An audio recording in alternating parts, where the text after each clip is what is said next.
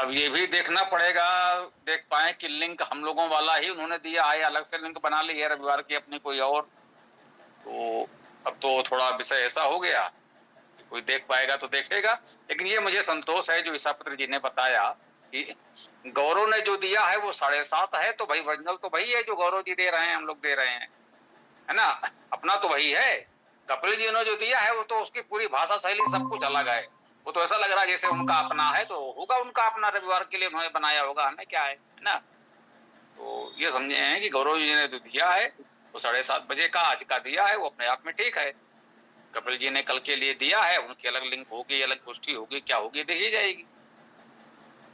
उनका तो विषय वस्तु ही अलग है स्वामी जी, वो तो यूएफओ और विमान और पता नहीं क्या, उनका तो अलग ही सब्जेक्ट मैटर है। जी जी जी, कल आप नहीं थे, दरअसल कल कपिल जी जुड़े थे।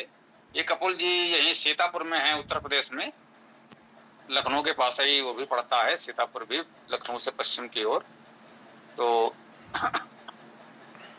वैसे वो भी वेद का कार्य कर रहे हैं। पहले ये वेद मंत्रों का अर्थ बहुत अच्छा देते थे ये व्हाट्सएप ग्रुप वगैरह में, तो हमने देखा था, मुझे अच्छा लगा था। कुछ वर्षों से संपर्क में हैं और उन्होंने हमारी कुछ पुस्तकें भी मंगवाई हैं, तो कह सकते हैं कि हैं अपने परिचय क्षेत्र में। तो मुझे ठीक लगता था कि भाई अर्थ वगैरह वो ठीक कर रहे हैं, मुझे ठीक लग रहा था। अभी उन्होंने एक नया दे दिया जो अभी आप कह रहे हैं यूएफओ और जाने क्या क्या। ये परिकल्पना पुरानी है। जैसे मैंने कल भी कहा था कि जब हम बच्चे थे तो भी कहीं ना कहीं ये सुनने में आता था कि ये जो इंद्र आदि देवता हैं, इंद्र विष्णु और ये सब जो है, तो ये कहीं जैसे नहीं समय एलियन हम लोग कहते हैं कि हो सकता है कोई स्वर्ग नाम का ग्रह हो, वहां से ये लोग यहाँ आते थे। तो ये परिकल्पना हम बचपन से सुनते आ रहे हैं, लेकिन उसका कोई आधार नहीं है। और इसी को उन्होंने संभवतः कुछ ज्यादा ही गहरा कर दिया है और बड़े गंभीरता से उसको बताना चाह रहे हैं, देखा जाएगा। चलिए, हरीश जी भी आ गए हैं, दीनानाथ जी भी आ गए हैं, बहुत बहुत स्वागत है। और जी ओम नमस्ते भगवान, क्षमा चाहता हूँ कई दिन लेट हो गया मुझे, मैं थोड़ा गया था एक ओम घर पर नहीं था भगवान। ओम नमस्ते।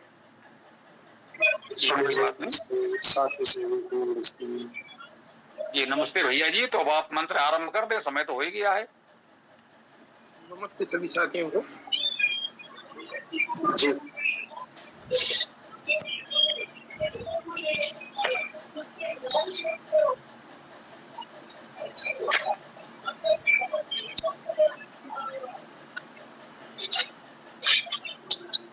मंत्र 14, ऋग्वेद मंडल 2, सूक्त 12, इंद्र सूक्त, मंत्र 14। ओम यः सुन्वन्तम् अवति यः पचन्तं यः संसन्तं यः सस्मानमूति यस्य ब्रह्मवर्धनं यस्य सोमो यस्येदं राधा स जना स इंद्रः। अब इसका सरल पाठ करता हूँ।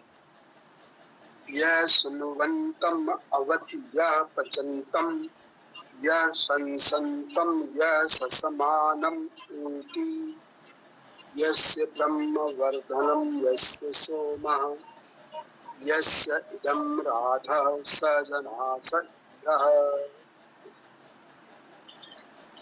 मंत्र का पहला शब्द आया यह, जो सर्वनाम है जिसका अर्थ होता है जो।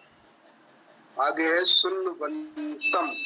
सुन्वन्तम सु धातु से बना हुआ शब्द, इसका अर्थ होता है ऐश्वर्य होना, ऐश्वर्य करना, उत्पन्न करना, सृजन करना।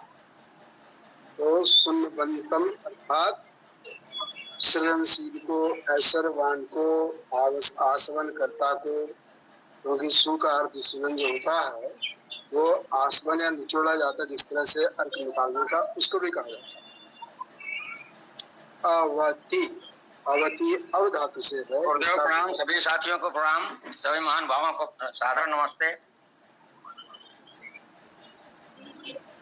अव धातु जिसका अर्थ होता है रक्षा करना, पालन करना, प्रिय होना, जानना, प्रभु होना। तो अवति के लिए अर्थ आया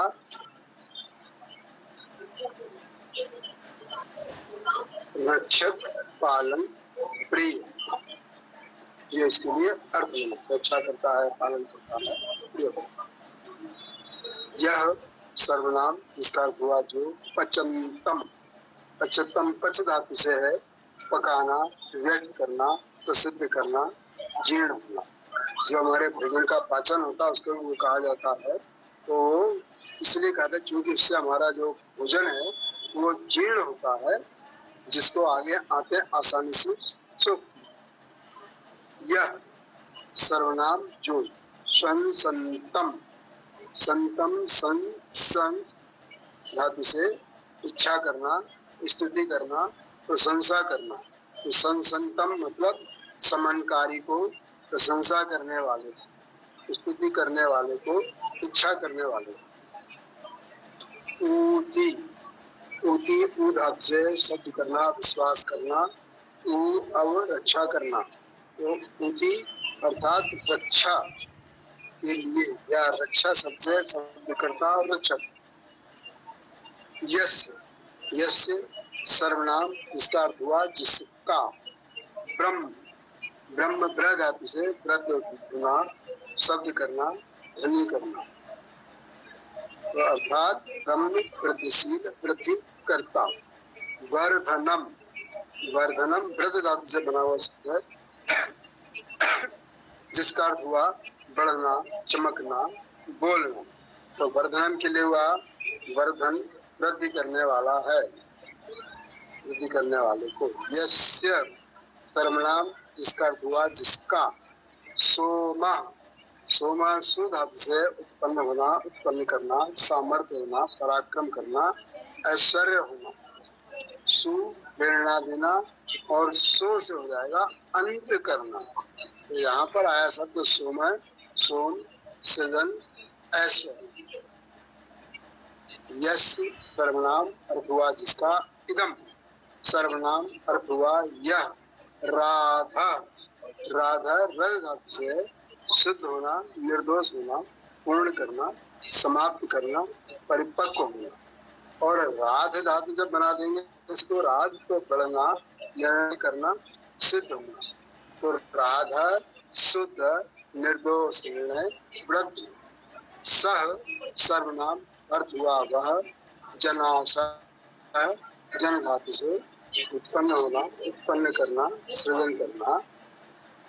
जनाशय लोगों, मनुष्य। इंद्र, इंद्र धातु से परमेश्वर वाणी होना, परमेश्वर। अब इसका भावार्थ पढ़ता हूँ जो अपने वेदांत में दिया है। जो शब्द करता रक्षक सृजनशील को, तथा जो पाचक को अर्थात परिपक्व करने वाले को, तथा जो प्रशंसक को अर्थात जो शमनकारी, जो पालन रक्षण करता है। ब्रह्म अर्थात वृद्धिशील, वृद्धि करता, वृद्धि जिसकी है। सोम अर्थात सृजन, ऐश्वर्य जिसका ही। यह आराधन अर्थात शुद्ध, निर्दोष, निर्णय, वृद्धि भी जिसका ही है। हे लोगों, वही इंद्र अर्थात परमेश्वर। धन्यवाद।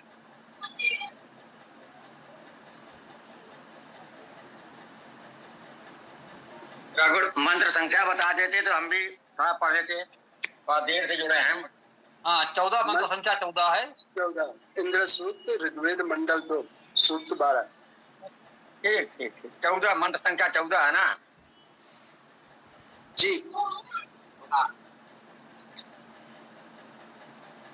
जनास विद्वान मनुष्यों, तुम लोगों को यह जो जगदीश्वर ऊती रक्षा आदि क्रिया से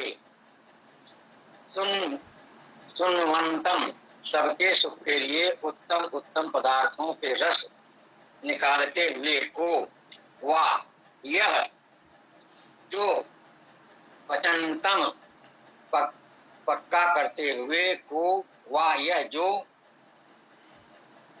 संतम प्रशंसा करते हुए को वा यह जो ससमानम अधर्म को उल्लंघन करते हुए को अवधि रखता है, पालता है। यश जिसका ब्रह्म वेद वर्धनम बुद्धि रूप। यश जिस जगदीश्वर का सोम चंद्रमा और औषधियों का समूह। यश जिसका एवं यह राध धन है। स वह इंद्र सर्वेश्वर्यवान जगदीश्वर निरंतर उपासना करने योग्य है। अब इसका भावार्थ है, हे मनुष्यों, जिस परमात्मा ने वेदोपदेश द्वारा मनुष्यों की उन्नति कोई वा जिससे धर्मात्मा जन पलते वा जिससे दुष्टाचरण करने वाले ताड़ना पाते वा जिसका यह सब जगत ऐश्वर्य रूप है, उसका ध्यान अपने अपने आत्माओं में निरंतर करो। धन्यवाद।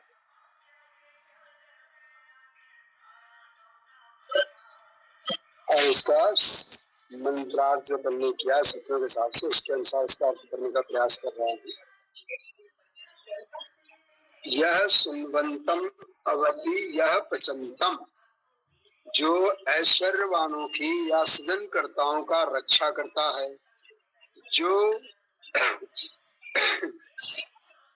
परिपक्व करता है, यह संसंतम यह ससमानम होती, जो प्रशंसा करने वालों की ससमानम जो समनकारी है की रक्षा करता है, यस्य ब्रह्म वर्धनम यस्य सोमा, जो ज्ञान की वृद्धि करता है, जो सोमा अर्थात सृजनकारी है, यस्य इदम राधः, जिसका यह निर्णय या निर्दोष है, जो इस तरह से निर्दोष है, स जना स इंद्र, हे मनुष्यों वह इंद्र परमेश्वर है।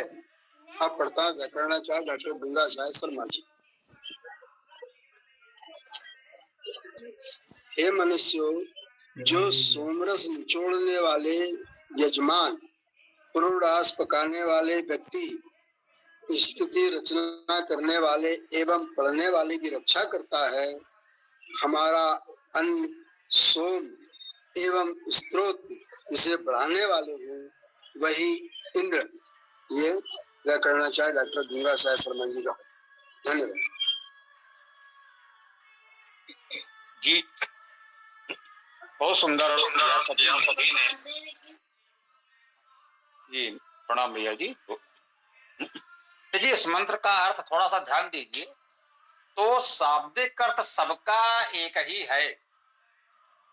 किसी भी शब्द का अर्थ किसी ने अलग किया हो ऐसा मुझे लगा नहीं। किसी के ध्यान में आया हो तो बताएं। संभव है, इसे मैंने भी सुना ही है भी आपको। तो और समाज का भी अर्थ पढ़ा गया, गंगा साय शर्मा जी का जो अर्थ पढ़ा गया वो शरण भाष्यावलंबी है, ठीक है। और हम लोगों ने अपना शाब्दिक अर्थ तो किया ही। तो शब्द सा अर्थ यदि कहें, शब्द का अर्थ तो सबने एक ही किया है, उसमें अंतर नहीं आता। जो अंतर है वो केवल मिलावट का है। सुनुमंतम ठीक है, सृजन करना, उत्पन्न करना, आसमन करना, बिल्कुल ठीक है, यही अर्थ सबने लिया है। अब जैसे अब उन्होंने शरण क्या कह रहे हैं, सोम को निचोड़ना, सोम को ले आए। पचंतम पकाना, बिल्कुल सही अर्थ किया है सभी ने। उन्होंने क्या पका रहे हैं, वो पुरोडास पका रहे हैं। अब मंत्र में सुनुमंतम तो है लेकिन सोमम सुनुमंतम नहीं है। सोमम नहीं है लेकिन वो कह दिया सोम को निचोड़ रहे हैं। पुरोडास नहीं है, केवल पचंतम है, उन्होंने कह दिया पुरोडास को पका रहे हैं। तो ये जो अपनी ओर से जोड़ा गया, ये उदाहरण के लिए मैं कह रहा हूं, जो मुझे थोड़ा ध्यान रह गया। पूरे मंत्र में सभी शब्दों के साथ ये हुआ है। शब्द का अर्थ तो ठीक है लेकिन उसमें अपनी ओर से जो जोड़ते चले गए हैं, उसी से कह लीजिए जो अर्थ में अंतर आया है। जो आर्य समाज का अर्थ है, जो शरण का अर्थ है, जो गंगा साहेब जी के शब्दों में पढ़ा गया, तो शब्दों का अर्थ दोनों का एक है। हमारा तो केवल शाब्दिक अर्थ है, उसमें तो कोई बात ही नहीं, हम तो केवल शाब्दिक अर्थ कर रहे हैं। लेकिन शाब्दिक अर्थ इन लोगों ने भी एक ही किया है, एक समान है, लेकिन बस जोड़ा जो है वही, इन्होंने कुछ अलग जोड़ा है, उन्होंने कुछ अलग जोड़ा है। तो जो ये मिलावट की है दोनों ने अलग अलग की है। शब्दों का अर्थ दोनों ने एक सा किया है। बस हमारा प्रयास यही है कि यहाँ जो थोड़े से विचारशील विवेकशील बुद्धिजीवी जुड़ते हैं कि हम लोग ये मिलावट को अलग करना सीख लें, तो ये भाष्यों का विवाद नहीं रहेगा। फिर हम जान जाएंगे कि भैया वेद हमारा मूल है, वेद ही सब कुछ है, वेद पर्याप्त है। जो अर्थ को लेकर, भाष्य को लेकर थोड़ी समस्या है, वो केवल मिलावट की समस्या है। मिलावट हटा दीजिए, जो शरण ने मिलाया है वो भी हटा दीजिए, जो आर्य समाज ने मिलाया है वो भी हटा दीजिए। जो बचेगा वो सबका एक समान होगा। तो इसी बात पर मैं विशेष ध्यान देना चाहता हूँ और कई बार ये बात मैं रख देता हूँ कि नए पुराने लोगों को थोड़ा स्पष्ट होता रहे। ओम। स्वामी जी, ये जो मंत्र आता है यजुर्वेद के अध्याय 40 का 6वां और 7वां, जहाँ पे केवल आत्मन या आत्मा शब्द आता है, तो क्या वहाँ पर भी हम केवल ऐसा अर्थ ही कर सकते हैं क्या कि जो सभी भूतानाम अर्थात सभी प्राणियों में आत्मा को देखता है, और मतलब आत्मा अकेले ही, क्या उसमें भी वैसा कर सकते हैं स्वामी जी?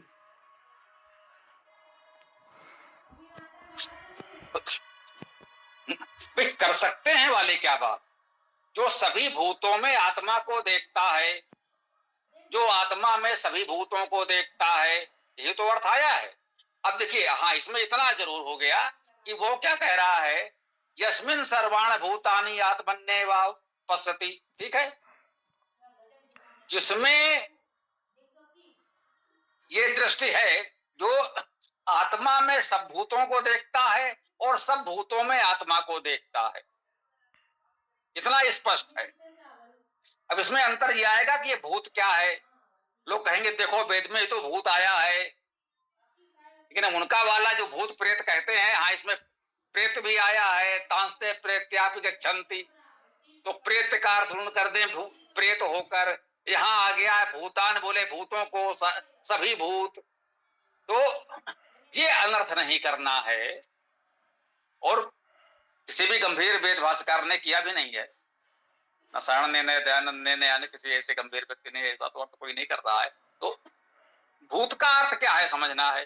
भूत धातु का अर्थ है होना, भूत का अर्थ है हो चुका, जो कुछ हो गया है वो भूत है, ये हुआ। भूत का अर्थ हुआ मान लीजिए, भूतकाल में इतना प्रत्यय लगता है, गत माने गया, कृत माने किया, भूत माने हुआ, तो जो कुछ हुआ है वो सब भूत है।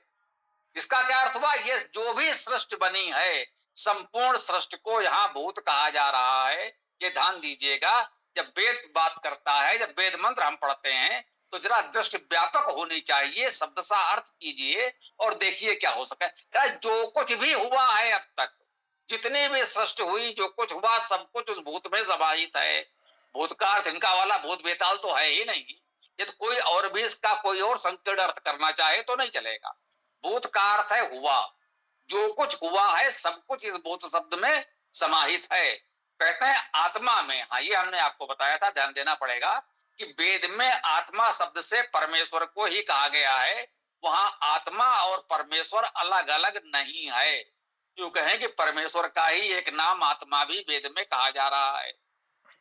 तो कह रहे हैं वो जो संपूर्ण भूत, सभी भूतों में अर्थात सृष्टि के सभी रूपों में, सभी जो भी पदार्थ हैं, चर अचर जड़ चेतन, सब में जो उस ईश्वर को देखता है, उस परमेश्वर को, उस आत्मा को देखता है, और जो उस आत्मा अर्थात परमेश्वर ने संपूर्ण जगत को देखता है, जो कुछ भी है सब उसी ईश्वर में है, और जो कुछ है ईश्वर सब में है।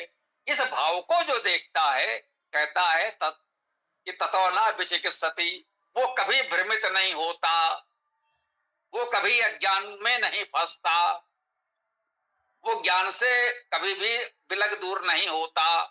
तो ये बात पूरी तरह स्पष्ट कही गई है। अब लोगों ने इसमें जोड़ जोड़ कर क्या अर्थ किया है, चाहे तो पढ़ लें, और समाज का अर्थ और उबड़ महीधर का अर्थ, शरण का तो नहीं मिलेगा। शरण ने संभवतः अथर्ववेद, यजुर्वेद को इसलिए छोड़ दिया क्योंकि उसके पहले उबड़ कर चुके थे और उसी शैली पर उन्हें भी करना था, तो क्यों पुनः परिश्रम किया जाए, तो संभवतः उन्होंने नहीं किया है। तो है ना, तो आप उबड़ का अर्थ देख लीजिए और आप समाज का अर्थ देख लीजिए, शब्दों का अर्थ ये होगा और बाकी जो कुछ मिलावट है वो सबकी अपनी अपनी है। स्वामी जी, इसमें जो आत्मा शब्द आया है, क्या इसका अर्थ केवल आत्मा ही रहने दें तो चल जाएगा? चल क्या जाएगा, यही चलेगा। अगर उसमें कुछ मिलावट करेंगे तब तो गड़बड़ हो जाएगा। मतलब जो संपूर्ण भूतों में अर्थात संपूर्ण प्राणियों में और अप्राणियों में आत्मा को देखता है, और जो सब में मतलब आत्मा में भी आत्मा को देखता है, उसको कोई भी विचिकित्सा अर्थात किसी प्रकार का संशय भ्रम नहीं रहता। ऐसा अर्थ कर सकते हैं ना स्वामी जी? इसका यही अर्थ है और कोई अर्थ है ही नहीं, ठीक है ना। ये अर्थ सब में मिलेगा, बाकी लोगों ने मिलावट की होगी, भूत में का क्या किसी ने कुछ मिला जुला करके कर दिया हो, आत्मा के क्या व्याख्या कर दी हो, वो एक अलग विषय है। हाँ, इतना स्पष्ट अवश्य करना पड़ा, क्योंकि इस समय समाज में ये भ्रम है कि आत्मा कुछ अलग है और परमेश्वर परमात्मा अलग है, इसलिए मुझे ये स्पष्ट करना पड़ा कि वेद में आत्मा शब्द से परमेश्वर को ही कहा गया है, ईश्वर से अलग वेद में आत्मा का कोई अस्तित्व नहीं है। ये मुझे स्पष्ट करना पड़ा। यदि कोई दिखा देगा कि वेद में आत्मा और ईश्वर कहीं अलग अलग स्पष्ट बताया गया हो तो हम सुनेंगे। जैसे ऋत और सत्य को लोग सामान्यता एक मानते हैं, लेकिन वेद मंत्र स्पष्ट करता है ऋतम चा सत्यम चा, ऋत और सत्य, अर्थात ऋत और सत्य में कुछ अंतर भी है, दोनों एक होते तो किसी मंत्र में ये नहीं आता ऋतम चा सत्यम चा, ठीक है ना। ऐसे और भी बहुत सी बातें हैं जो सामान्यता हम लोग एक मानते हैं, लेकिन मंत्र उसमें कहीं ना कहीं अंतर करके बता देगा कि ये और ये अर्थात ये दोनों अलग हो गए, ठीक है ना। और एक है तो कोई बात नहीं, ठीक है। दीनानाथ जी बताइए। जी ओम नमस्ते। जब वेद में आत्मा शब्द परमात्मा के लिए लिया गया है तो हर जगह इंद्र लिखा हुआ है और इंद्र को परमेश्वर मानते हैं, ऐसा क्यों? ओम। भैया इनके इस प्रश्न का उत्तर कोई और देना चाहेगा? हम बाद में देना चाहेंगे, कई अनेक बार ये बात हो चुकी है, मुझे लगता कोई और बताए तो मुझे अच्छा लगेगा।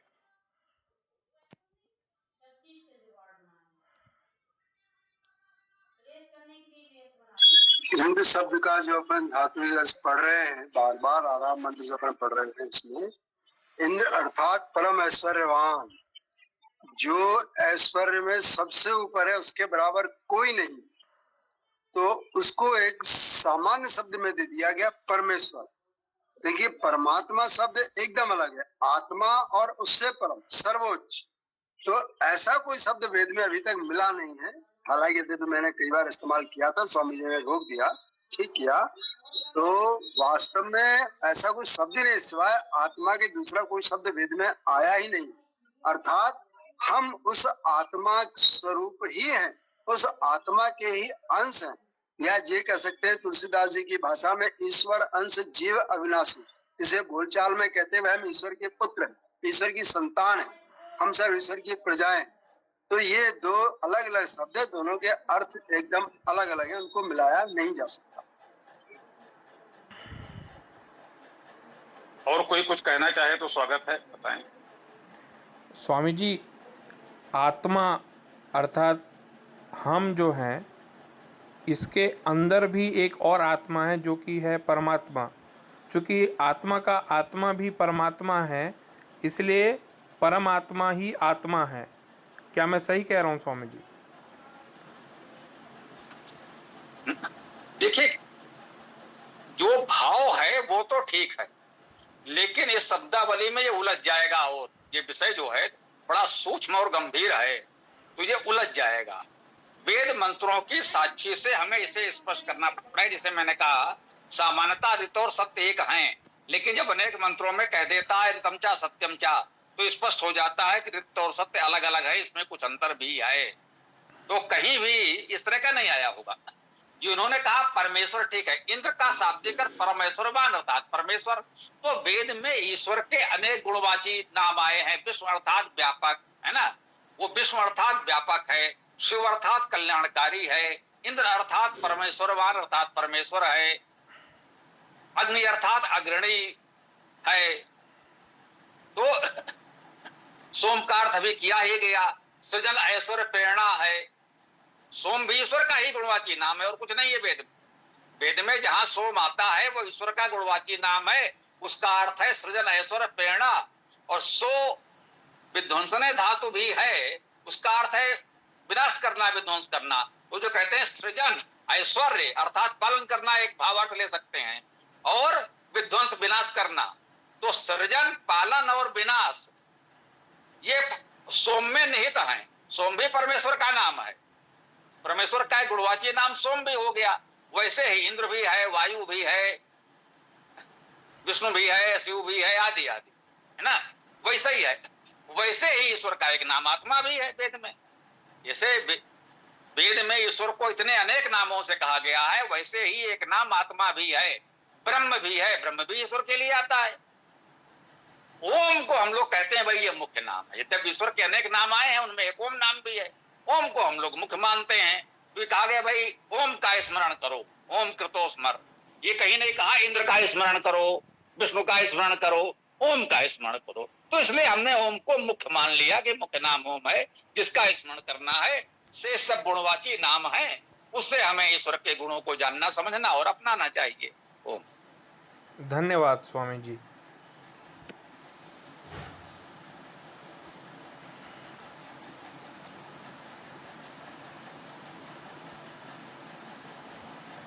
जी भैया जी, किसी को और कोई बात रखनी हो तो कोई प्रश्न विचार रख सकते हैं।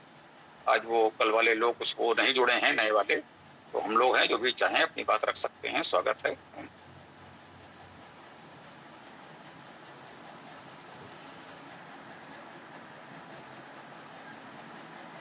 नमस्ते आप सभी को जी। तो जो जो पूरी जुड़ रहे हैं अभी, तो वो पूरी टीम ही प्रतीत होती है उन लोगों की। तो हमारा पक्ष तो वो पूछ रहे हैं कि ये है, वो उनका पक्ष बताएं तो उस पर भी कुछ प्रश्न किए जा सकें। तो अगर अब जुड़ते हैं तो उनसे प्रथम यही पूछना उचित रहेगा कि आप लोग पहले अपना पक्ष बताएं कि आप लोग क्या मानते हैं। जी, जुड़ेंगे तो ये बात निश्चित रूप से की जा सकती है, कोई बात नहीं। उनके प्रश्न है, हम लोग बताते हैं और हम भी उनसे पूछ सकते हैं। स्वाभाविक है, जब जुड़ेंगे तो बात की जा सकेगी। आज किसी कारण से नहीं जुड़ पाए, ये हम बता दें, वो जो अपना अमन शर्मा है, ये उसकी टीम थी, है ना। जैसे तुम लोगों की टीम थी जो गोष्ठी आरंभ की तुम लोगों ने, वैसे ही अमन शर्मा से जुड़े हुए लोग हैं। और एक आध इधर उधर के जो आ गए, एक अलग बात है। बाकी कल कपिल जी को तो विशेष रूप से कहा गया था, वो जुड़े थे, वो तो बता ही दिया हमने, उनके तो एक अलग विषय है। शेष जो ये लोग थे वो सब अमन शर्मा की टीम थी, ये बात सही है। तो आगे बताएं जो भी हो। उनका क्या मत था सीताराम जी?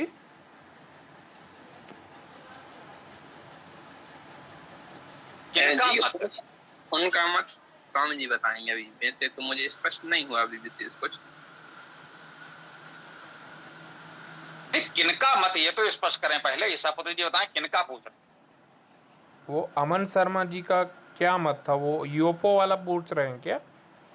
नहीं नहीं नहीं नहीं, इसी यही मुझे भ्रम हुआ था, इसलिए मैंने पूछा आप किनके बारे में। कहे दो पक्ष हो गए ना, एक तो अमन शर्मा का जो उनकी टीम थी, और दूसरे वो कपिल जी जुड़े थे। ये यूएफओ वगैरह का ये जो विषय था वो कपिल जी का था। जैसा कि मैंने बताया, कपिल जी वेद मंत्रों की व्याख्या ठीक ठाक कर रहे थे, तो हमारा उनका एक अच्छा संपर्क हो गया। लेकिन ये एक नई अवधारणा ले आए हैं कि जो हमारे वेदों पुराणों में देवता शब्द से कहे जाते हैं, ये इंद्र विष्णु आदि, ये सब कहीं दूसरे ग्रह पर निवास करने वाले एलियन हैं, और वो पृथ्वी पर आते थे, ऋषियों से उनका संपर्क होता था। तो एक नई ले आए। तो मैंने कहा सुनता तो मैं बचपन से आ रहा हूं, लेकिन इतनी गंभीरता से ये प्रस्तुत कर रहे हैं, तो वो ये एक अलग विषय है। तो अमन शर्मा को जानते हो, तुम्हें लोगों की तरह भी नवयुवक है, उसके अंदर जिज्ञासा है और सबकी सुनता है। भाई जिसकी भी सुना लगा हाँ यार इनकी बात में भी कुछ ठीक लगता है उनको, तो ये तो उसको लगा यहाँ जुड़कर संतुष्ट होती है।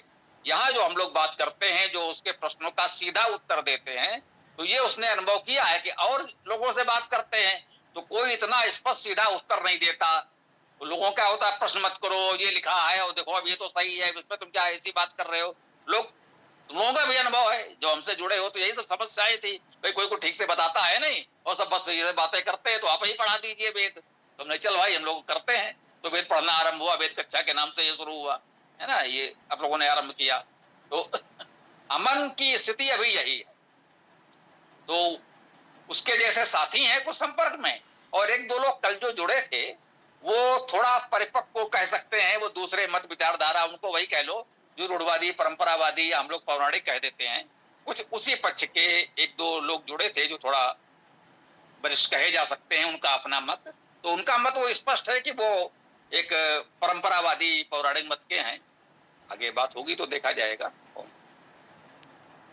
हाँ, वैसे तो ये जो यूएफओ वाली बोलिए। बात है, यूएफओ वाली बात बचपन से हम भी देख रहे हैं। एक टीवी में एक चैनल था, हिस्ट्री टीवी, उसमें ये आता था कि यूएफओ मतलब ये जो शिव जी हैं ये भी एलियन थे, और ये हिंदू ग्रंथों में जितने भी महाभारत युद्ध हुआ उसमें जो उड़ने वाले जो विमान थे ये सब एलियन लोग थे, ऐसा टीवी में आता था। ये कई 10-20 साल पहले टीवी में आता था ये सब। उसी को देख करके शायद इन्होंने प्रभावित होकर के ये बात कही होगी, वो कपिल जी ने। हो सकता है, ये मुझे अभी जानकारी मिली कि एक टीवी में भी इस स्तर की बात हो चुकी है। मतलब मैं जो कह रहा हूं, मैंने अपने बचपन से सुना तो लगता था कि जो अति हिंदूवादी हैं वो है ना कि अपने आप को बहुत बड़ा चढ़ा के हमारे यहाँ तो पहले से विमान थे, हमारे यहाँ तो पहले से रॉकेट थे, हमारे यहाँ तो लोग पहले से मंगल बृहस्पति की यात्रा करते थे। तो वो एक जो उनकी कुंठा है कि आज हम पिछड़े हुए हैं लेकिन पहले हम लोग बहुत आगे थे, तो वो उस तरह की परिकल्पनाएं जो हमने बचपन में सुनी थी, लेकिन अब वो बढ़ते बढ़ते टीवी चैनल तक आ गया है। ये मुझे आज जानकारी मिली। जब आया होगा तब हमने ध्यान नहीं दे पाए होंगे किसी कारण से। बहुत तो टीवी उवी पर हमारा रहता नहीं है, जो भी थोड़ा बहुत है तो है। तो अब ये पता चला कि ये मामला यहाँ पहुंच गया कि टीवी चैनल तक आ गया। अब क्या कहा जाए। अच्छा पुत्री, आपने ठीक याद दिलाया। वैसे एक जानकारी दे दूं आपको कि डिस्कवरी चैनल में तमाम सारी जानकारी विज्ञान के नाम से गलत और भ्रामक भी दी गई। एक तो अभी सामने निकल के आ गई, एक और आपको बताता हूं जो मैंने खुद देखी है कि वो बता रहा था सांप के बारे में कि सांप सुनता नहीं है। ये मैं जब से कक्षाओं में पढ़ता रहा वहां से ये मैं भी सुनता रहा, लेकिन जब मैंने उसे इस डिस्कवरी चैनल पर सुना और देखा तो मुझे बड़ा अचंभा हुआ कि ये भी विज्ञान के नाम से इस तरह से धोखा दे रहा है। वास्तव में आपको बताऊं, हमारा एक मुस्लिम साथी था कार्यालय समय में, तो उसने इस बात को कहा मुझसे, क्योंकि मैं तो जीव विज्ञान का ही छात्र रहा। तो जब उसने इस बात को कहा तो हमने कहा आपकी बात थोड़ी देर के लिए ठीक हो सकती है कि आपने डिस्कवरी चैनल में देखा, तो आप इसको थोड़ा सा एक किनारे कर दीजिए। अब चूंकि आपने हमसे पूछा तो आप हमारी बात सुनिए। बोले बताइए। हमने कहा आपने कान बंद कर लीजिए, आपको आवाज आ रही है क्या? बोले हाँ आ रही है। अब आप नाक भी बंद कर दो, आप कुछ आवाज आ रही है? बोले हाँ बहुत हल्की आ रही है। मैं अब आप खोल ले, तो हल्की आवाज आपको कहाँ से आई? बोले ये तो नहीं मालूम। लेकिन फिर जब आपने कान बंद किए तब आपको आवाज कहाँ से आ रही थी? बोले ये भी नहीं मालूम, कान तो बंद थे। मैंने कहा फिर तो इसका मतलब ये है कि आपके शरीर में कहीं ना कहीं श्रवण पिंड हैं, और वे श्रवण पिंड जो है कहीं से उनको संकेत मिलते रहे हैं। बोले हाँ हाँ ये आपकी बात तो ठीक है। तो हमने कहा कि इसी तरह से सर्प के साथ भी होता है। सर्प जो है उसके श्रवण पिंड नासिका के माध्यम से, कान नहीं है उसको, और आपने देखा हो वो बार बार जीभ लपाता रहता है। तो जीभ से भी आसपास के जो वातावरण वायुमंडल है वहां की संवेदनाएं ग्रहण करता है। तो इसलिए ये आपको जो हमारी युवा पीढ़ी उसको धोखा दिया जा रहा है डिस्कवरी के नाम से, और हम लोग बड़े गौर से शौक से सुनते हैं कि डिस्कवरी चैनल जो है साइंस की बातें बता रहा है, तो साइंस के नाम से हमको धोखा देता है। जी, वैसे तो वो हिस्ट्री चैनल में आया था, लेकिन कोई बात नहीं, आपने डिस्कवरी की बात कर दी, कोई बात नहीं। ये दोनों चैनल ही मिले जुले ही हैं। कुछ हिस्ट्री पे आता है, कुछ डिस्कवरी पे आता है, कभी हिस्ट्री पे आ जाएगा फिर बाद में डिस्कवरी आएगा, कुछ हिस्ट्री में पहले आया तो डिस्कवरी बाद में आएगा। इस तरह से उनका चलता रहता है रूपांतरण। लेकिन विज्ञान के नाम से तमाम सारी जानकारी हमको भ्रामक परोसी गई है, ये मैं बताना चाहता हूँ। ये तो वास्तव में दुखद है। वो लोग कैसे समझेंगे कि जानकारी जो दे रहा है कितनी ठीक है कि नहीं है। अगर टीवी चैनलों पर इस तरह से भ्रामक जानकारी दी जाएगी तब तो फिर बहुत ही हानिकारक हो जाएगा। मैंने यहाँ वहां की सुन कह रहे भाई सुने बातों पर विश्वास मत करो, जरा देखो पढ़ो समझो। अब अगर टीवी चैनलों पर इस तरह से होगा, वो भी डिस्कवरी और हिस्ट्री जैसे नाम रखेंगे आप टीवी चैनल के, विश्वास हो जाता है कि हाँ भाई इस पर तो कुछ होगा। मैंने मनोरंजन सीरियल में कुछ दिखा दिया गया हो तो उतना विश्वसनीय है, चलो मान लेंगे कि हाँ मनोरंजन के लिए दिखा दिया, उसमें चला भी देते हैं कि ये सब काल्पनिक है अपनी बचत के लिए। लेकिन अब वहां पर यदि वो इस प्रकार से कह रहा हो कि जैसे बिल्कुल वो सत्य बता रहा है और वहां भ्रामक जानकारी देगा, तो निश्चित रूप से समाज के लिए हानिकारक है। चलिए अब जो है सो है, हम लोग क्या कर सकते हैं, केवल स्वयं सावधान हो सकते हैं और प्रयास करके अपने कुछ और लोगों को सावधान कर सकते हैं। इसका एक ही उपाय मुझे समझ में आया है कि हम लोगों को अध्ययनशील रहना चाहिए और जो हमारी पुस्तकें हैं, पाठ्य पुस्तकें, उनको ठीक से पढ़ना चाहिए ताकि हम ऐसे भ्रामक प्रचारों से और भ्रामक दिखाने जाने वाली सामग्रियों से सावधान रहे, दूसरों को बता सके। ये ठीक कहा आपने कि आम आदमी इसको जानता नहीं है। मैंने अपने सेवा काल में उसके बाद भी अनेकों लोगों से सुना, नहीं डिस्कवरी चैनल बहुत अच्छी जानकारी था, हिस्ट्री बड़ा अच्छा बताता है। अब उनको क्या बताऊं मैं कि किस तरह चलता है, खाली उनको हाँ बोल देता हूँ, तो ये चलता रहा। हाँ, एक चीज और थी, अभी जो अपना मंत्र चला था, डॉक्टर रेखा व्यास व्याकरणाचार्य जी ने उसका अर्थ किया, पढ़ के सुनाता हूँ। हाँ, ये जो अपना मंत्र 7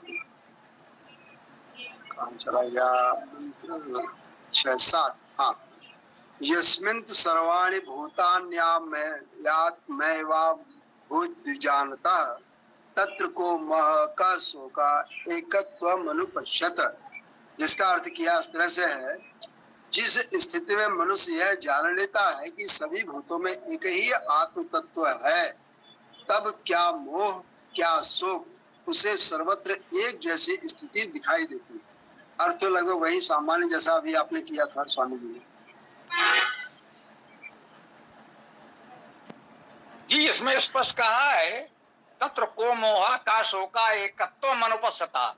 जो एकत्व को देखता है उसे कोई मोह शोक नहीं होता।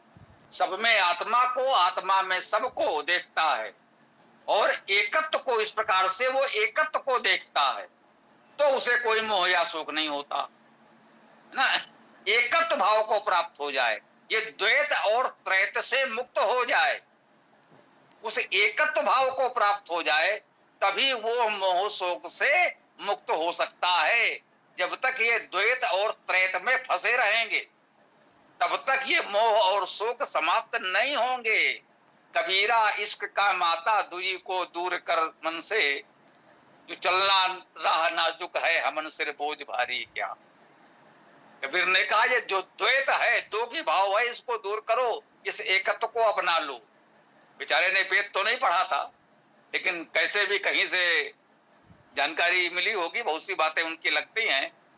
अपढ़ होते हुए भी वेद के मूल तत्व को कहीं ना कहीं वो व्यक्त कर गए हैं, जाने अनजाने। जी, ये जो मंत्र है यजुर्वेद अध्याय 40 के 6वां और 7वां, जिसमें आत्मन वाली बात आती है, ये मुझको लगता है कि शायद चारों वेदों के सबसे ज़्यादा प्रभावशाली 2 मंत्र हैं, क्योंकि इनका वर्णन भगवत गीता में भी आया है, मनुस्मृति में भी आया है, महाभारत में भी आया है, और भी जैसे कई लोग बोल देते हैं ना, आत्मनः प्रतिकूलानि परेषां न समाचरेत, ऐसा करके लगभग सभी ग्रंथों में इसका थोड़ा थोड़ा भाग आया हुआ है। और सब शास्त्रों में यही लिखा है कि जो सभी प्राणियों में आत्मा को देखता है, सबसे आत्मत व्यवहार करता है, वह मोक्ष को प्राप्त करता है। भगवत गीता में भी है, मनुस्मृति में भी है। तो मुझको लगता है कि सबसे ज़्यादा प्रभावशाली ये 2 मंत्र हैं।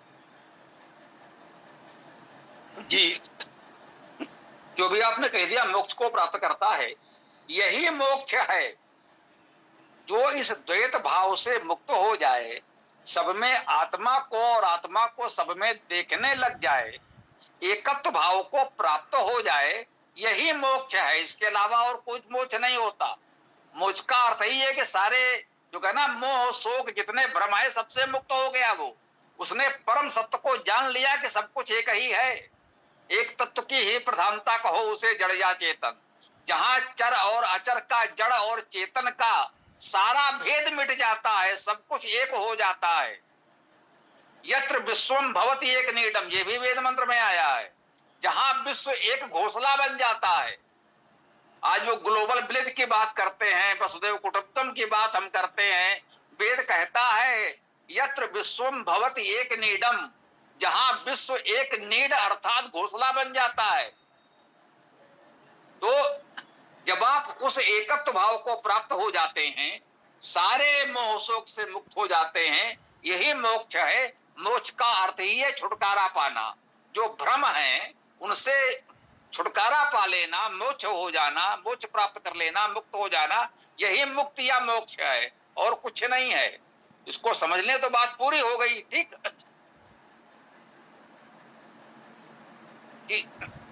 और जो अभी ये बात कही आपने, ये दो मंत्र, तो थोड़ा सा ध्यान आया, मैं स्पष्ट कर दूं, जो हमने थोड़ा वेद का अध्ययन कर पाया हूं, तो हमें यही निष्कर्ष निकला। कुछ लोगों ने ये भी पूछा कि आप वेद का क्रम ऐसा क्यों रखते हैं। हम कहते हैं ऋग्वेद, सामवेद, अथर्ववेद, यजुर्वेद को हम अंत में ला रहे हैं। ये क्रम पुरुष सूक्त में दिया हुआ है, वेद में दिया हुआ है, इसलिए हम ये क्रम मानते हैं। एक तो ये कोई पूछे तो आप बता सकते हैं। दूसरा ये भी है, क्रमशः मान लीजिए वेद का निचोड़, सार, मुख्य बात, हमारा जीवन कैसा होना चाहिए, हमें कैसे जीना चाहिए, ये यजुर्वेद बताता है। बाकी सब तो आपको थ्योरी बताते हुए चले आ रहे हैं। अंत में यजुर्वेद पूरा जीवन की प्रणाली आपको सिखा देता है।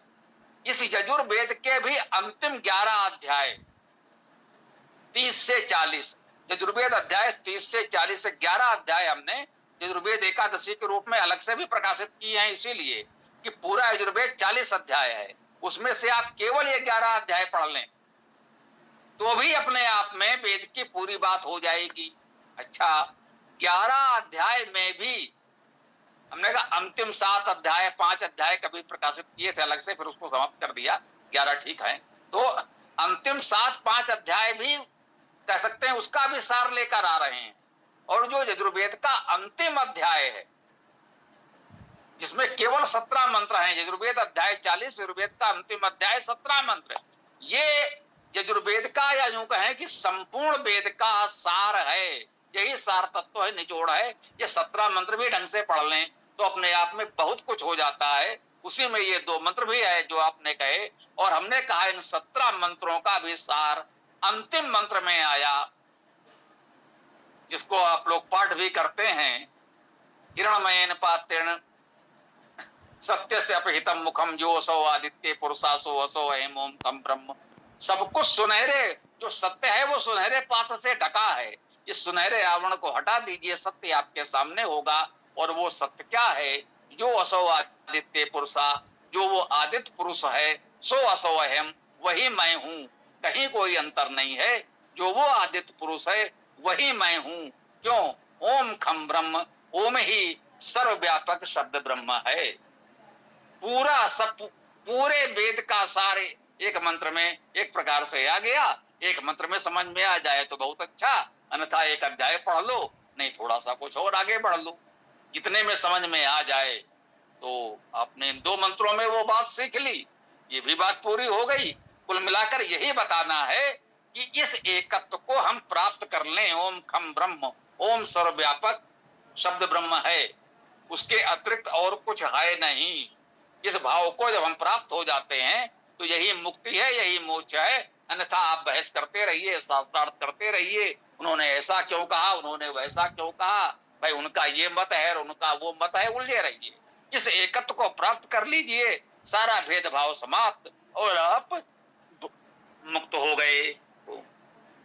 जी, जैसे कि आप सब लोग जानते हैं कि मुझको एक मानसिक रोग है, तो कभी कभी जब मैं गोलियां लेता हूं तो उसके साइड इफ़ेक्ट होते हैं। कई बार चक्कर भी आने लगता है मेरे को बीच बीच में। तो उस स्थिति से निकलने के लिए मेरे को फिर केवल 2 मंत्र याद आते हैं वेद के। एक आता है ओम खम ब्रह्म। जब मेरे को बहुत कैसी लगने लगता है तो मैं तुरंत बोलता हूँ ओम खम ब्रह्म, तो एक साइकोलॉजिकल सपोर्ट मिलता है मेरे को और चक्कर आना बंद हो जाते हैं तुरंत। और एक मंत्र और मैं पढ़ता हूँ, वो है, कौन सा है, हाँ, एक वो मंत्र है ना, स्थिरैरङ्गैस्तुष्टुवांसस्तनूभिर्वसेमहि देवहितं यदायुः भद्रं कर्णेभिः शृणुयाम देवा भद्रं पश्येम आक्षभिर्यजत्रा स्थिरैरङ्गैस्तुष्टुवांसस्तनूभिर्वसेमहि देवहितं यदायुः। ये 2 मंत्र में जब भी मेरे को चक्कर आता है मैं पढ़ता हूँ और चक्कर आना बंद हो जाते हैं एकदम। तो इस साइकोलॉजिकल सपोर्ट तो भरपूर मिलते हैं ये 2 मंत्रों से, ओम खम ब्रह्म से और ये भद्रम करने भी वाले से। धन्यवाद जी। वो भद्रम करने भी सामवेद का अंतिम सूक्त है, वो भी स्वस्थ सूक्त, सामवेद का अंतिम सूक्त, वो सामवेद का अंतिम सूक्त है ये यजुर्वेद का। ओम। स्वामी जी, अभी एकत्व की बात आई तो काफी वर्षों तक मैं सोचता रहा, लोग दुकान में जाते हैं, घुसते हैं, दुकान के पैर छूते हैं, ताला लगाते तब पैर छूते हैं, दुकान खोलते तो पैर छूते हैं, दुकान को पानी छिड़कते, जो भी करते लोग अपने अपने मान्यता के हिसाब से। वर्षों सोचता रहा, फिर एक दिन मुझे, जिसको कहते हैं लाइट जली, तब मुझे बात पकड़ में आई कि हम सब लोग जो हैं पंचभूत से बने हुए हैं, और पंचभूत में सबसे प्रमुख जो है हमारा ये भूमि तत्व है, पृथ्वी तत्व है। तो जितने भी तत्व हमारे शरीर में स्थित हैं, जल, भूमि, अग्नि, वायु और खाली जगह जिसे अंतरिक्ष कहा गया, और जब हमारे शरीर को जलाया जाता है तो वो वापस इन पांचों चीजों अपनी अपनी जगह चली जाती हैं। यदि न जलाया जाए, जिसको कहते हैं चील कौवे खा गए, तो भी यही होगा। जो शरीर का हिस्सा जो खा सकते थे, चील गिद्ध आदि खा सकते थे, वो खा गए। पानी में गए तो मछलियां मगर जो खा सकते थे वो खा गए, बाकी फिर सब धीरे धीरे अपने आप में चले गए। उसके बाद और आगे विचार करने में मुझे एक बात और पकड़ में आई कि हमारा शरीर जो बना हुआ है भूमि तत्व से, तो भूमि तत्व अर्थात मिट्टी हो गया, चट्टान, पहाड़, पर्वत, जो कुछ भी है वहां से बनी मिट्टी।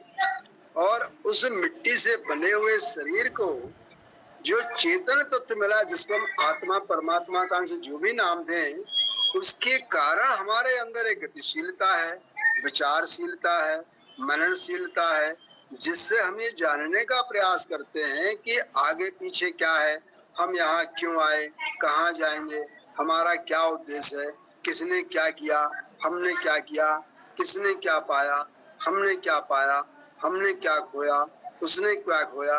ये तमाम सारी चीजें धीरे धीरे समझ में आने लगी। क्या ये बात इसी तरह समझी जाए, एकत्व भाव किया कुछ और भी है इसको? ये भी ठीक है, बाकी तो जो कुछ कहना था हमें लगता है हम तो कह ही चुके हैं, और कुल मिलाकर उस भाव को हमें अनुभव कर लेना है। शेष तो शब्दावली है, अलग अलग शब्दों में अलग अलग तरीके से लोग समझते समझाते रहेंगे। कहां सुनाई बहुविध सब संता, वो तो चलता रहेगा। मुख्य भाव भाई इस एकत्व को ग्रहण कर लेना, उसकी अनुभूति हो जाना, बस यही मुक्ति है, यही मोक्ष है, प्राप्त हो जाएगा। तो देख लीजिए, और कोई बात हो तो रखें या फिर समापन किया जाए। ये भद्रम करने भी श्रोयाम देवा, ये जो है यजुर्वेद 25-21 है, 25-21 यजुर्वेद का 25 अध्याय 21 मंत्र। यजुर्वेद में भी है, ऋग्वेद में भी है, सामवेद का अंतिम सूक्त है स्वस्ति सूक्त। ये वेदायन में जो दिया है हमने, वो सामवेद के अंतिम सूक्त का दिया है, जिसमें केवल 3 मंत्र है। मृगो न भीमा कुचरोग रिश्ता पहला है, और ये स्वस्तिना इंद्रो वृद्धस्रवाः ये है, भद्रम करणे भी ये है। ये 3 मंत्र हैं सामवेद के अंतिम सूक्त में, जिसे हमने स्वस्ति सूक्त कहा है जी।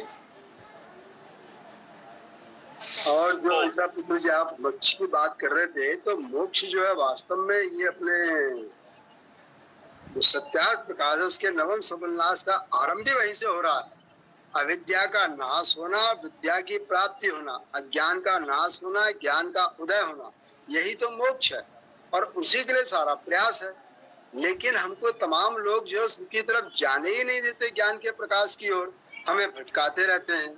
और जो भी लोग उसकी बड़े जोरों से वकालत करते हैं, तो उनसे एक बात पूछना चाहता हूँ कि हमें सब जितने भी शास्त्र हैं, दर्शन हैं, आरण्यक है, उपनिषद सब पढ़ाए जाते हैं, और फिर कुछ वर्षों के बाद उनको एक एक करके भुलाने के लिए भी प्रक्रिया में लगाया था। भूल जाओ उनको सब, भूल जाओ, भूल जाओ, भूल जाओ।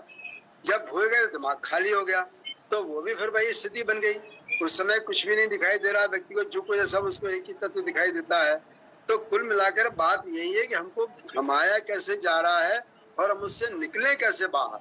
अगर हम उससे बाहर निकल सकते हैं तो मोक्ष में चले गए, और यदि हम उसके अंदर भटके हुए हैं तो ये हमारा अज्ञान है। और अज्ञान को जितना हम मजबूत दृढ़ करते जाते हैं, वो हमारे संस्कारों में घटित होकर के हमें भटकाता है, और जिसको कहते हैं लोग पुनर्जन्म और ये जो भी अलग अलग धारणाएं हैं, उसके रूप में घटित होता है, फलित दिखाई देता है।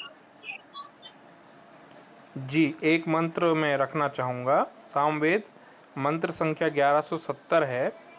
त्वं ही नः पिता वसो त्वं माता सत्क्रतो बभूवित अथाते शुभनम ईमहे। इस मंत्र का सार बता दे रहा हूँ कि परमात्मा निश्चित रूप से हमारे पिता भी हैं और निश्चित रूप से हमारे माता भी हैं, इसलिए हम उनसे सुख मांगते हैं। तो टेंशन लेने की कोई ज़रूरत नहीं है। जब परमात्मा खुद कह रहे हैं कि मैं आपका माता पिता हूँ, तो टेंशन लेने की क्या ज़रूरत है। जहाँ भी जाएंगे हमारा हित ही होगा, क्योंकि माता पिता अपने बच्चों के साथ कभी भी बुरा कर नहीं सकते, सदैव हित ही चाहते हैं। इसलिए जो भी होगा अच्छा ही होगा। जैसे कुछ लोग कहते हैं ना, जो हुआ सो अच्छा हुआ, जो हो रहा है सो अच्छा हो रहा है, और जो होगा सो अच्छे के लिए ही होगा। धन्यवाद। उसको थोड़ा सा सुधार कर लें कि वो तो लोगों ने एक अपना क्या बोलते हैं रट्टू तोता जैसा बना रखा है, वास्तव में वैसा नहीं है। यदि वो लोग उसको जागरूकता के साथ करें तो शायद उन्हें प्रचार करने की नहीं, अपनाने की जरूरत पड़ेगी।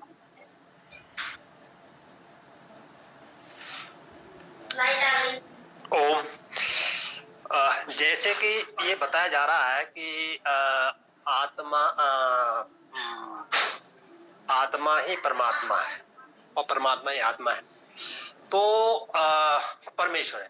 तो परमेश्वर तो सर्वज्ञ है और हमें उस परमेश्वर के ही सत्ता है मानते हैं, तो हमें भी फिर सर्वज्ञ होना चाहिए कि हम उसके अंश हैं। ऐसा सर्वज्ञता अपने में तो नहीं है। इस पर कुछ जानना चाहेंगे। ओ जी, पीसी सिंह जी भी कुछ कह रहे थे, आपकी बात भी सुन लें फिर इस पर। देखिए, गंभीर विषय है, एक दिन इस पर चर्चा पे रखा जाए तो ठीक रहेगा। अभी समापन के समय तो इतने गंभीर विषय को नहीं ले पाएंगे। आप पीसी सिंह जी आप बताएं। हाँ गुरुदेव, ईश्वर जो है न किसी का माता है, न पिता है, न बंधु है, न सखा है। वो तो निर्विकार है। मानने के लिए आप चाहे कुछ भी मान लें, वो किसी का माता पिता मित्र वैरी और हितैषी तो हो सकता है, सबका दयालु हो सकता है, लेकिन ये कि किसी का माता पिता नहीं हो सकता है, वो नहीं है। ये अपनी अपनी एक भावनाएं हैं। बस, धन्यवाद गुरुदेव जी। कुल मिलाकर बातों में बहुत अंतर नहीं, जो आपने कहा भावनाएं हैं, बस यही सत्य है। हम भाव रूप में उसको कहीं भी जैसा अवसर होता है ग्रहण करते हैं। हम कहीं बहुत संकट में हैं, कहते हैं ईश्वर आप बड़े दयालु हैं, हम पर भी दया कीजिए, है ना। तो जिस स्थिति में होते हैं तो उस रूप में उसको हम ध्यान करते हैं कि भैया आप दयालु हैं, हम पर दया कीजिए, आप कृपालु हैं, हम पर कृपा कीजिए, आप तो सारे ऐश्वर्य के स्वामी हैं, थोड़ा ऐश्वर्य हमें भी दीजिए। तो ये होता रहता है। तो बाकी ठीक बात है, सब भावना की बात है। शेष तो जो है वो सत्य सब जानते हैं। तो मुझे लगता है समय पर्याप्त हो गया है, आज का समापन कर लें। और जो सुरेंद्र जी ने कहा, इस विषय को किसी एक दिन चर्चा में रख लें। कल जब कुछ और विषय आते हैं तो इसको परसों रखेंगे। मैंने जो कहने का भाव है कि जब नए लोग जो कल जुड़े थे, यदि वो लोग रविवार जुड़ते हैं तो अमन के प्रश्न को हमें पहले लेना है और फिर कपिल जी की बात करनी है कल, यदि ये लोग जुड़ते हैं तो। यदि नहीं जुड़ते हैं तो आज का सुरेंद्र जी का प्रश्न ही कल का मुख्य विषय हो जाएगा।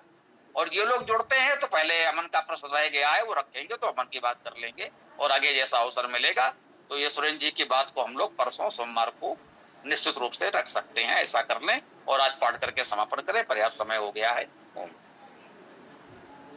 स्वामी जी, मेरा निवेदन इस तरह से है कि जैसे अमन जी के साथी जुड़ जाते हैं तो वे लोग हमको प्रश्नों में उलझाते हैं, तो अपन को अपने निश्चित समय के बाद बंद कर देना चाहिए, चाहे वो अच्छा लगे या बुरा लगे। ऐसा मेरा निवेदन।